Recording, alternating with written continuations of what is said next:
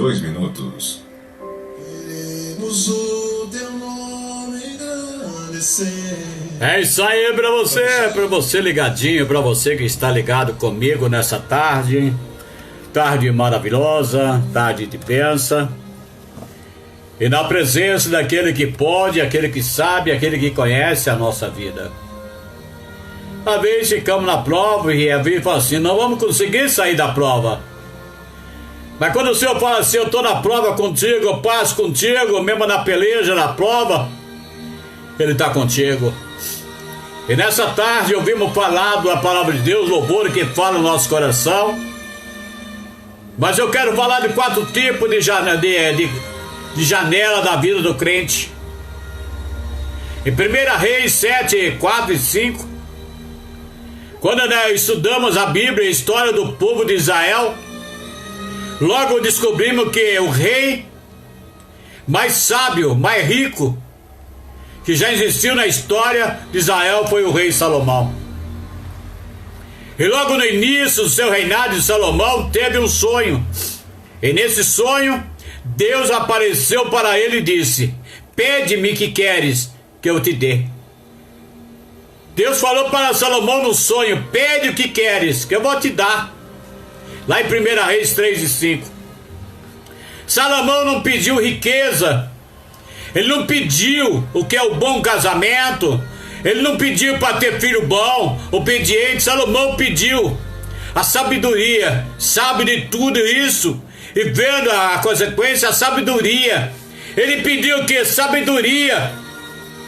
Ele não pediu riqueza. Ele não pediu fama. Ele não pediu nada. Ele pediu sabedoria. Se a gente não tiver sabedoria, a gente acaba com todas as coisas que a gente tem. Porque não tem sabedoria. Então Salomão não pediu nada exclusivo para ele, mas Salomão sabiamente pediu sabedoria a Deus. Em 1 Reis 3, 8 e 9. Sabedoria para governar, sabedoria para não errar, para não falhar com seu povo, principalmente para não ofender o seu Deus.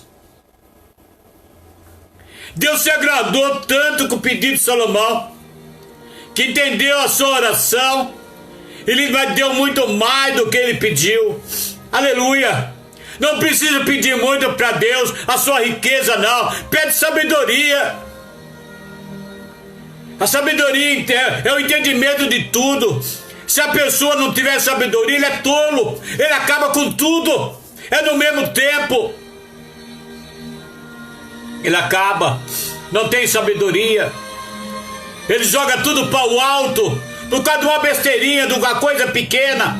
Joga tudo fora. Há anos construindo, joga tudo fora. Não tem sabedoria.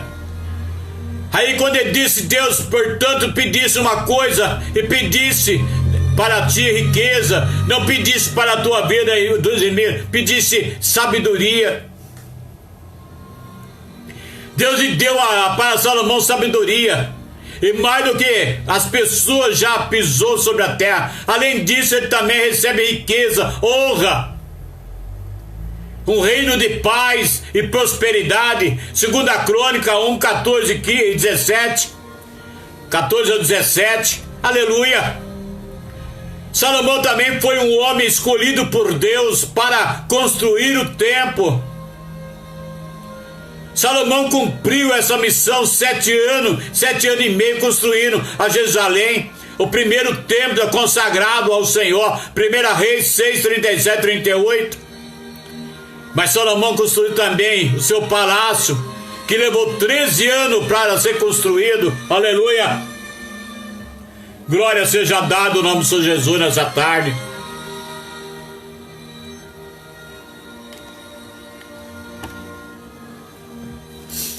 Então aí você vê uma coisa, em 1 Reis 7, do 1 ao 12, faz a descrição, detalhe dessa obra de Salomão. E no versículo 4, 5 fala da janela do palácio de Salomão. E o que é uma janela? A janela é uma abertura feita na parede do cômodo, permite a iluminação, como está aqui, a iluminação clareia o sol. Aleluia. a vagejo eterno, a visão do interior. Existe algo para capaz de nosso dia a dia. São a janela de todo dia de nossa vida. Nós usamos a janela para alguma coisa. Quem sabe hoje você usou hoje a janela da sua casa para ver quem passava lá fora. Quem sabe você subiu na janela da sua casa hoje para entrar um vento, sol. Quem sabe você fechou a janela da sua casa hoje para não entrar água e chuva, ou fechou a janela para vir à igreja, para dar de certa forma proteger, ficar dentro da sua casa. É o resumo da janela. Algo comum em nossa vida, algo que faz parte do nosso cotidiano. Deixa eu dizer uma grande verdade: a janela também pode se oferecer a visão privilegiada. Você está lá no Copacabana, bem no alto, você vê tudo lá. Aleluia! Você vê o mar, as pessoas passando a tarde, todo, você vê tudo, é privilegiado, é coisa linda. Aleluia! É a grande visão. A janela nós podemos ver muita coisa, principalmente já tiver numa posição bem alta. E existem vários textos bíblicos que falam da janela, e alguma fala da janela que é um bom significado, outro com um mau significado. Mas que eu quero meditar para você nessa tarde, meditar com você hoje, sobre alguma dessas falando da janela, trazendo a mensagem bíblica no 4 tipos de janela da vida do crente. A primeira janela de Mical, a janela da murmuração. Quando nós lemos a história de Davi, nós descobrimos que na primeira esposa de Davi foi Mical, filha de Saul. Interessante que existe 2 fatos na história de Mical, aonde aparece a figura da janela. Mas quando nós lemos ali em 1 Samuel 19, nós descobrimos que o rei Saul, por motivo da inveja, planejava matar Davi. Aleluia! Glória seja dada ao nome do Senhor Jesus nessa tarde. Matar Davi. Aleluia. Nós vemos história acontecendo por aí. Tanta história. Que às vezes a gente fala assim, não é verdade. Não acreditamos. Mas a história acontece em nossas vidas. E às vezes não entendemos. Não entendemos o trabalhar de Deus. Não entendemos o que Ele quer fazer. Mas Ele entra com o poder e faz algo em nossas vidas. Aleluia. E a inveja ali, a inveja para já matar Davi, a Bíblia diz em seguinte: Saul mandou um mensageiro a casa de Davi, que guardasse para matar pela manhã. 1 Samuel 19, 11. Mas Mical, que amava o seu esposo Davi, soube do plano do seu pai, e como uma esposa que depois do Senhor colocava o seu marido em primeiro lugar na sua vida, ele avisou Davi e ajudou a fugir. A Bíblia diz que ela, Mical, desceu Davi por uma janela e foi até, fugiu e escapou. 1 Samuel 19, 12. Nessa epístola envolvendo uma janela na vida de Mical, e ela mostrou como uma esposa fiel, temente a Deus e defendendo o seu esposo Davi. Aleluia. Mas agora o segundo epístola envolvendo a janela de Mical agiu de um modo diferente. Davi agora não era um fugitivo, mas era rei de Israel, que entrava de Jerusalém trazendo a arca da aliança. A alegria de Davi era tão grande que ele tirou a sua coroa, se despiu da tua veste reais, e dançava e pulava diante da arca do Senhor com Mical. E agora na mesma janela que ela salvou Davi anos atrás, ela vê aquela cena, em vez de se alegrar com seu esposo na presença de Deus, ela desprezou no coração. Sucedeu que, entrando a arca do Senhor na cidade, Davi e Mical, filho de Saul, estava olhando pela janela e vendo o rei Davi, que bailava, saltava diante do Senhor, desprezou do seu coração. 2 Samuel 6:16. Mical, em vez de sair da janela e adorar com seu esposo, ficou na janela, desprezando, murmurando contra Deus, contra o servo de Deus. Mical se mostrou sendo uma mulher fria, indiferente com as coisas de Deus, em vez de se alegrar com a chegada da arca de Jerusalém. Ela olha para a janela, reprova a atitude de Davi. Infelizmente, existe muito crente vivendo na janela de Mical, desprezando, falando mal dos outros. A janela muitas das vezes se torna um lugar das pessoas ansiosas, desocupadas, que não tem nada a fazer. Aleluia. A palavra é forte, Mocotó tem que ser forte. Aleluia. A gente não tem que fazer o que a gente diz, de cuidar da sua vida e falar mal dos outros. Ei, eu tenho um bom conselho para você nessa tarde. Saia da janela de Mical e venha adorar a Deus como Davi está adorando. Aleluia. Saia da fofoca, da murmuração. Aleluia. Alabashuri canta namanai, turia canta lamai, surianda. Aleluia. Concordo aí, emocionalmente nos traz a presença de Deus. A presença de Deus traz emoção, traz alegria. A emoção. Quando Jesus está presente na igreja, o fogo cai, a alegria chega, o choro, a glória. Não tem tristeza, não tem amargura no coração. Não tem. Amém, você está com a murmuração, reclamação, sem a presença de Deus. Aleluia. Oh, glória a Deus, aleluia. Quando o crente se sente a presença de Deus, dá vontade de pular, gritar, dar glória a Deus, falar em língua estranha. É como a arca entra em Jerusalém. Não dá para ficar parado, ficar na janela só criticando, mas tem que louvar a Deus. A nossa irmã Lu, lá do Espírito Santo São Mateus, ela falou que é forte mesmo. Tá assim, eu estou sentindo a presença de Deus aqui, o poder do Espírito Santo nesse lugarzinho simples. Aleluia. Sinta a presença de Deus agora onde você está. Aleluia. A presença do Senhor.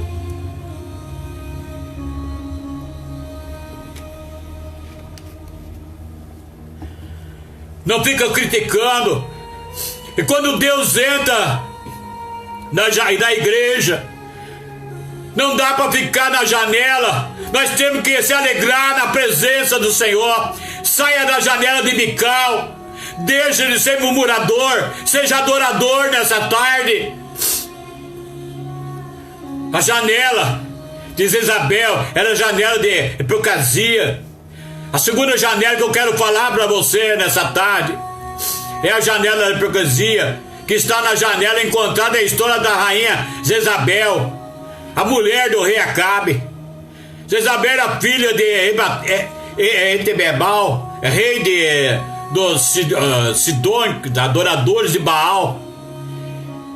E ela se casou com o rei Acabe, o rei de Israel. E sob a influência dela, o rei Acabe construiu o altar, o templo para Baal. A própria Jezabel dava ao teto a comida para 850 profetas da região pagã. 1 Reis 18:19. Jezabel foi considerada a mulher mais ímpia citada da Bíblia. Ela era rebelde, multiplicadora, arrogante, calculista. Alvo de Jezabel era aproveitar, prover Israel a adoração de Baal. Inclusive, ela premeditou a morte do profeta do Senhor. Quando enfrentou Jezabel, aos seus dias, foi o profeta Elias. Ele venceu os profetas de Baal no Monte Carmelo. E por isso foi perseguido por Jezabel, no ponto de desejar a morte. Mas com a ajuda de Deus, Elias enfrentou Jezabel, profetizou a Acabe, a sua família, que seria exterminado. Também acerca de Jezabel falou o Senhor, dizendo: os cães comerás a Jezabel junto ante o muro de Jezabel. Aquela aquele que morreu dos dois Acabe, a cidade, os cães comeram. Aleluia. 1 Reis 21, 23 a 25. Três anos depois, o profeta Elias, Acabe foi ferido numa batalha contra o rei de Síria e foi levado em um carro de volta a Israel à tarde. Ele morreu.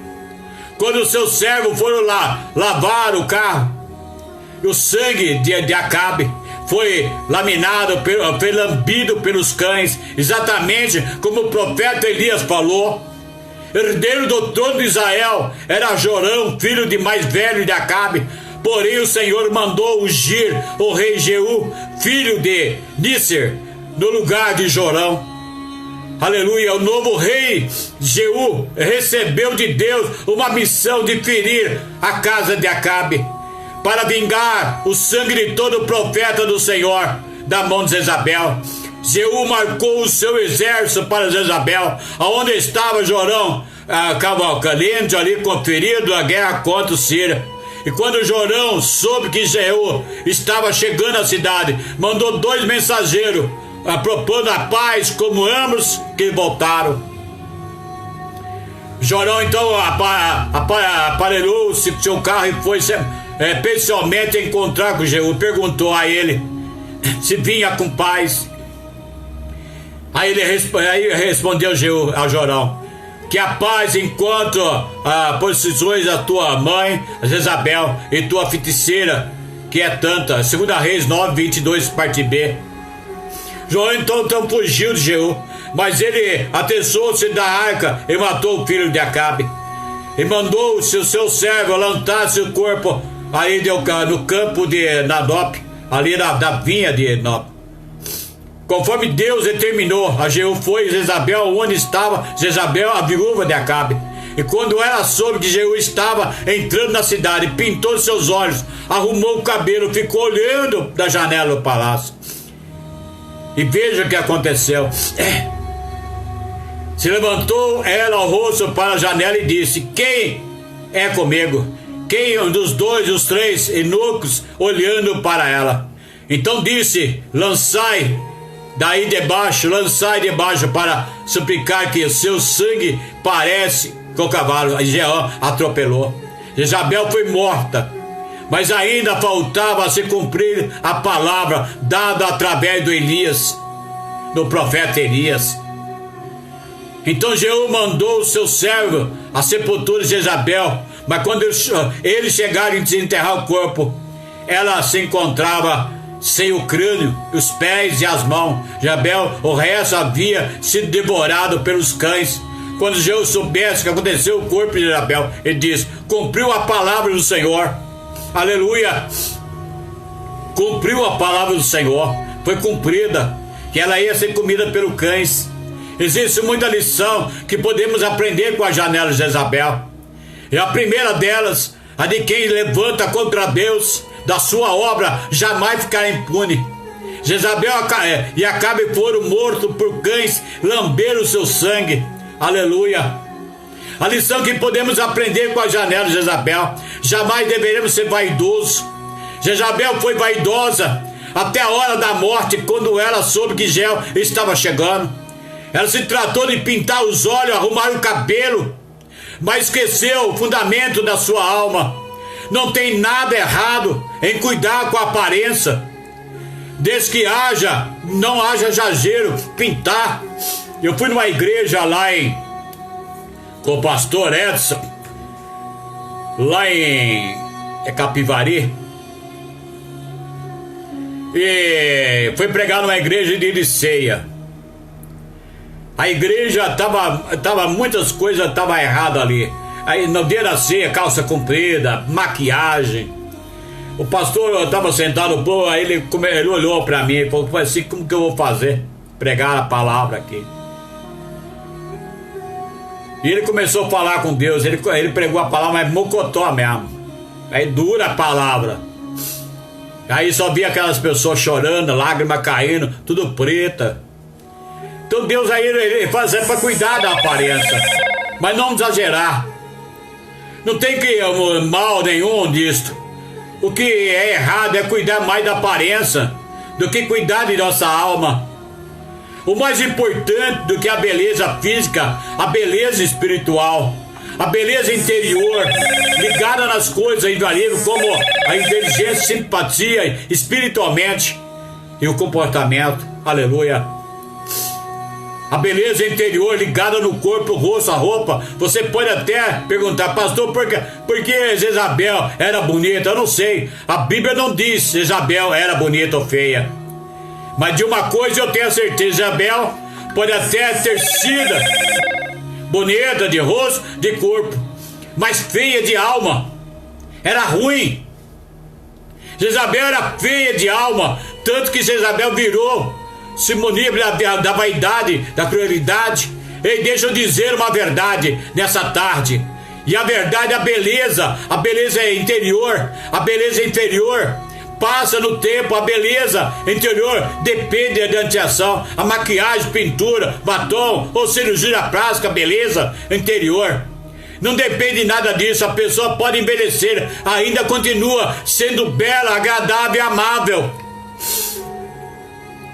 Aleluia. Existem pessoas que são belíssimas na casca, no interior, porém seu interior são feias, amargas.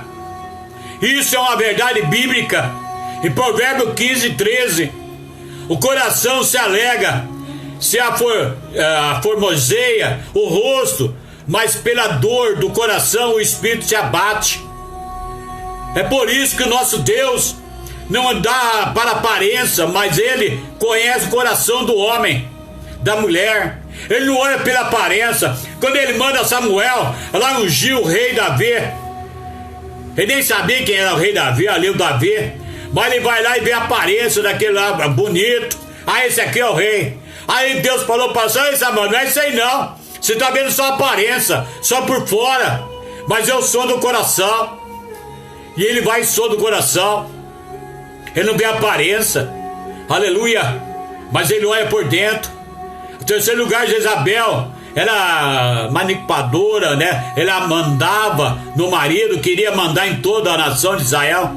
Era uma pessoa que na mente não conseguia, de jeito trair, apunhado, todas as coisas, a vingança. Infelizmente, o espírito de Jezabel entra em muitas igrejas através de pessoas que querem mandar em tudo da congregação. Quer mandar no pastor, no obreiro, no departamento da igreja, acaba maltratando o outro que contenta dentro da igreja. Eu não sei se acontece isso na tua igreja, mas contenda. A irmã não gosta daquele lá, a irmã não gosta daquele lá, e começa a fazer contenda dentro da igreja. Aleluia. A Bíblia da casa de Deus, somos todos irmãos e devemos servir um aos outros com amor. Cadê o amor? Aonde está o amor? Pergunta agora. Dentro da igreja você é uma coisa, lá fora da igreja você é outra pessoa. Aonde está o amor? Aonde está o amor? Em Gálatas 5:13. Em quarto lugar, a janela de Jezabel é a janela que tolera o pecado dentro da igreja. O livro de Apocalipse fala de uma mulher que foi chamada Jezabel. Era a mulher que tinha a grande influência sobre a igreja de Tiatira. Mas algumas poucas coisas que tem contra ti deixa Jezabel a mulher, do que diz a profetisa, ensinar e enganar o meu servo para que fornique comum o sacrifício da idolatria. Apocalipse 2:20.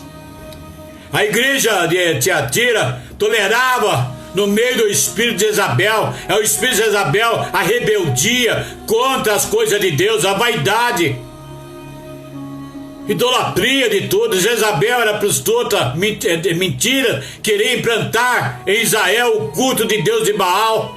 O espírito de Jezabel, os dias atuais, são com as mentiras, com as suas máscaras. E quem colocar no meio da igreja coisa que não é de Deus. Quando se fala de Jezabel, logo pensa de uma mulher toda pintada. E se alguém se maquiar como o osso exagerado, já recebe o nome de Jezabel. Mas o espírito de Jezabel nos dias atuais, muito mais do que isso. O espírito de Jezabel era o pecado disfarçado dentro da igreja. idolatria evangélica, onde as pessoas não deixam de adorar a Deus para adorar o cântico de gospel, pregador de renome, pastor famoso. Aleluia! Adore a Deus. Aleluia! O espírito de Jezabel, ao tocar no círculo de oração, na escola bíblica dominical, no ensino, no culto, estranho, mas parece um show, espetáculo do circo. Saia da janela de Jezabel. Não adore Jezabel. Não se tolera o pecado, a frieza, a moderação espiritual. Continua sendo um crente de oração. Continua sendo um crente, estudando a palavra de Deus. Continua pregando contra o pecado. Aleluia. Continua pregando-se contra o pecado.